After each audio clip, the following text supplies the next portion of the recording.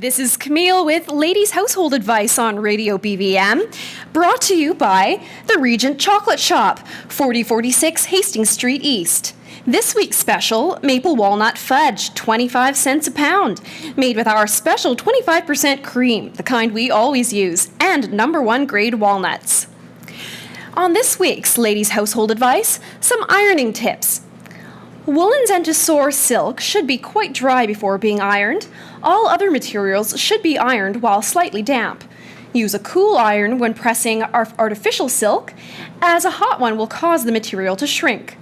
A number of sheets of newspaper spread flat and fixed at each corner with a few stitches will make an excellent substitute for an ironing blanket. The paper will retain the heat of the iron longer than a blanket. The clothes will iron much more easily if the starch is made with soapy instead of clear water. A few drops of paraffin added to the starch prevents the iron sticking and minimizes larger scorching. Silk should be ironed on the right side first to produce a gloss. When ironing handkerchiefs, begin at the center of each, working towards the borders.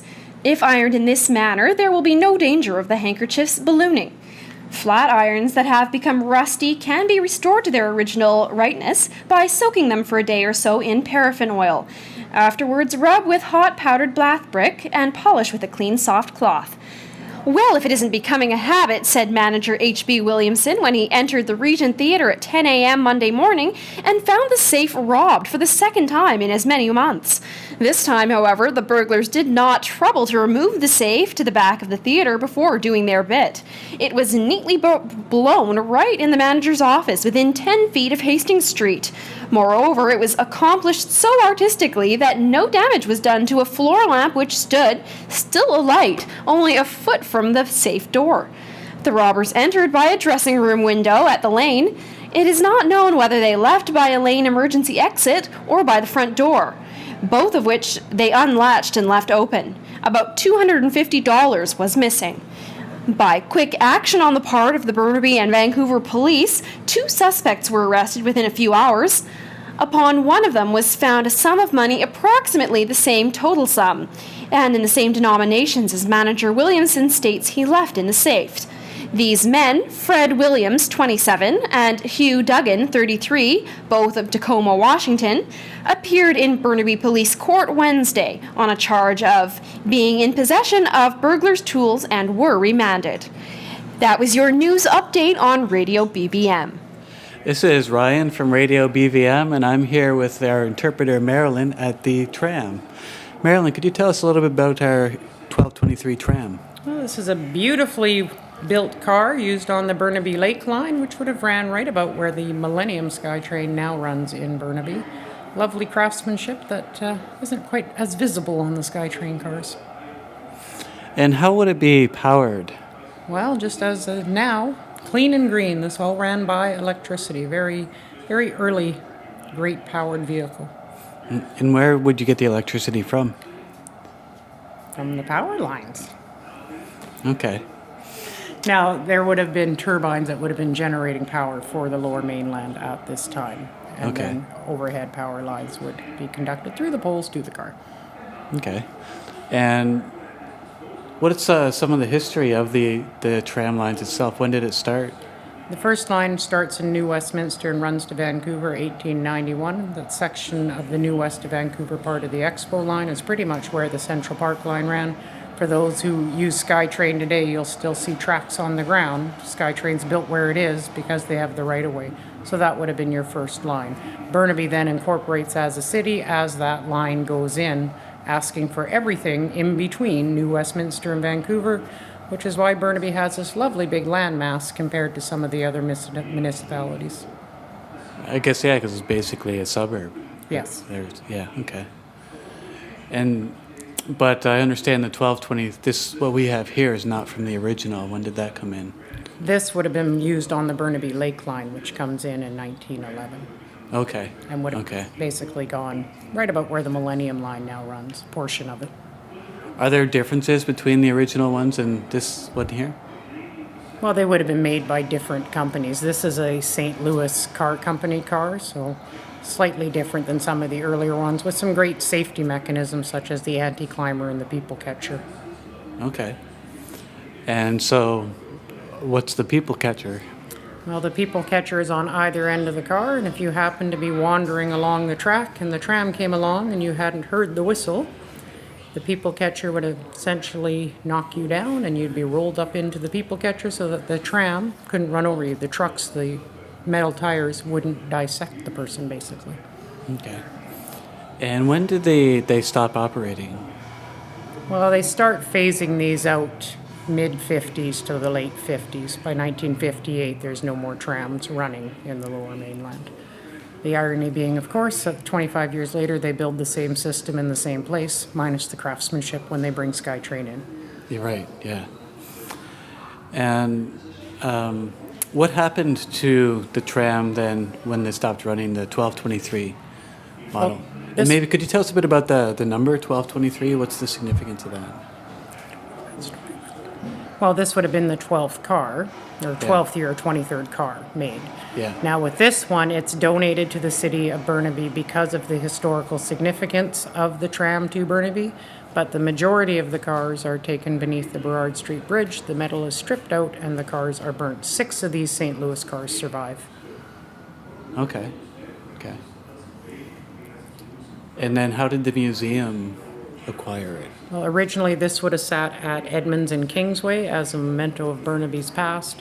It is then moved to the museum and sits outside at the museum for a number of years until the Friends of the Interurban take it on as a project and do the restoration work on it to have what we see today. Okay. Well, is there anything else you'd like to add, Marilyn? Well, I think everybody should come on down and have a look at this. And also in the Surrey area this summer, they will be running one of the sister cars to this starting June 22nd on weekends. It's a wonderful way to go touch with history. It's a great ride, so I would encourage people to go out there and have a ride. I have a lovely young passenger here that I'm going to go talk to because he seems quite keen to learn about the trams. Yes. All right. Well, thank you very much. You're welcome. Enjoy your day. This is Ryan with Radio BVM, and I'm with a couple of very prestigious senior members of the BVM staff. And we've got Diane and Eric. And I would love to hear your stories about getting started in the museum and some of your early memories. Oh, wonderful indeed. Hello there. So glad to be here with you today, Diane. Hello, and it's Eric here.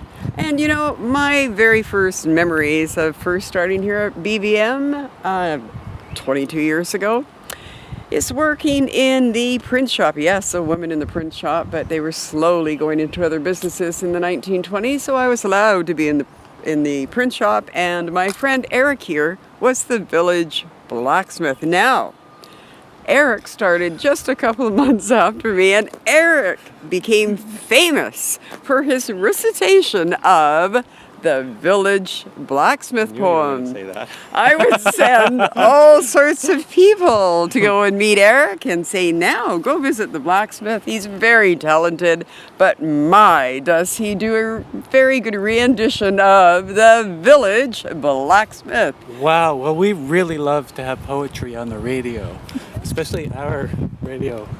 So I'm wondering if we could have the honor of the village blacksmith poem. I'm wondering that as well. You know, I can't remember the whole poem, but I might be able to remember the beginning of it anyway. Under the spreading chestnut tree, the village smithy stands. The smith, a mighty man is he, with large and sinewy hands, and the muscles of his brawny arms are strong as iron bands. I'm going to stop there because I think I'll get confused with the rest of it and I'll have you practice for a while. Wonderful indeed, and still as Kind of clear reminds me as of I some of the used to new know it. blacksmiths we have now. Oh yes, all those big, the sturdy, picture- muscular blacksmiths. Yeah. So that's one of our first memories, but Eric and I also would love to meet between the two places across the street from each other. And what we would start doing whenever we had bands on site is we would dance We had dancing together. in the streets. And that was a great partnership right there, wasn't it, Eric? It was. I led, of course. Diane followed. Well, I tried, but being the she knew follower. her proper role. And of course the Charleston. Now we can't forget that. There she goes, there she goes. Yeah, she's doing the Charleston. She started first, so she's the lead. We actually had one of our early workshops, spring training camps, we had someone come in and teach us a little bit of modern dance. It was pretty simple, like modern 1925 dance. We had a lot of fun. It was just great. You know, I was actually talking to our volunteer about Canada Day, and that reminded me how when I first started here, the site was quite a bit smaller. We didn't have the tram barn, didn't have the carousel for the first few years I worked here, didn't have the Love Farmhouse.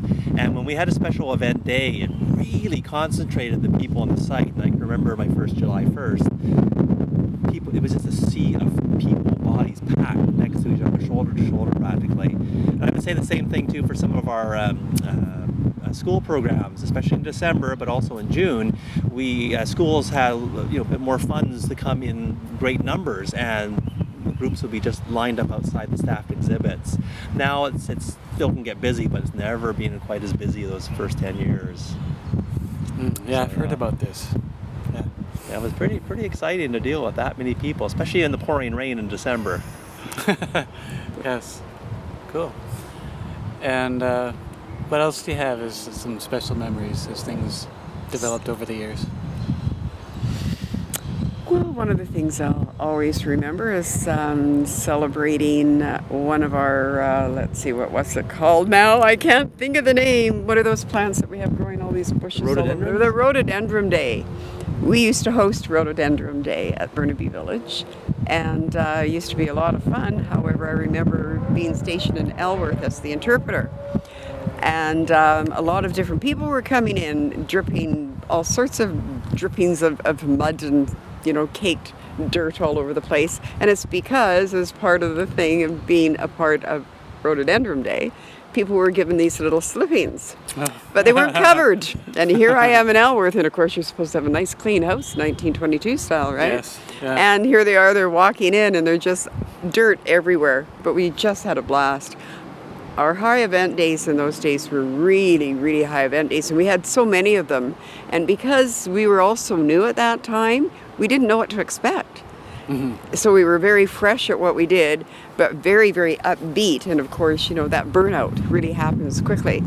As you've been here for a few more years, you realize you have to really save your energy, right? And try to keep it quite steady during the day. So that it always appears fresh. It always appears fresh, and some of us are fresher than others. So even though we are now seasoned or well-seasoned indeed. No, you can never be stale on my part. And it's just wonderful when we get to reminisce with each other about the good old days, but the new old days are better days. It's interesting though, as one grows older, especially if you're sort of staying put in a job location, to see that you have your own history now. And we're a history museum, but history is what people have lived through. And sometimes you don't quite understand what it is you've lived through it until you look back with sort of historical perspective. As a historical researcher, I'm always amazed to tell people what it is they really lived through. And they'll say, what? I was alive at that time. I don't remember any of that. It's like, well, we're not always aware of what goes on around us as we're moving through life. And sometimes you don't know what it is until you look back later. So having a personal history on this site is sort of interesting. And looking back, I think it's time to dance our way down the path. 1, 2, 3, 4, 5, 6. 1, 2. And dip. Oh. Those of you who can't see, they're dancing beautifully. Thank you so much. Yes. Well, thanks for stopping to talk. All right. Enjoy. It's a pleasure. Police praised for work at fire. Canadian Hatcheries Limited, who recently sustained a heavy loss by fire at their plant on Kingsway, have sent the following letter to the council. On behalf of my associates, I want to congratulate the police force for the assistance they gave at our disastrous fire on May 6th. For a while, it appeared that everything was doomed, but the splendid work of Sergeant Parker and Constable Jeffrey and a large number of citizens who readily responded to their assistance soon brought the fire under control and saved a large part of the building and contents. It is impossible for me to express my appreciation fully in words of the good work done by these officers who, in great danger to themselves, worked an entrance behind the fire and stopped it. We are certainly proud of the example set by these officers and ask that you convey to them our heartfelt thanks. Here we have some young ladies too. tell some knock-knock jokes with me this afternoon. So let's start with this one. Knock, knock. Who's there? Honeybee. Honeybee who? Honeybee, dear, and get me a soda. All right. Knock, knock. Who's there? Amos. Amos who? A mosquito just bit me. All right, and one more. Knock, knock. Who's there? Hatch. Hatch who? Bless you and cover your mouth next time. Hatch who?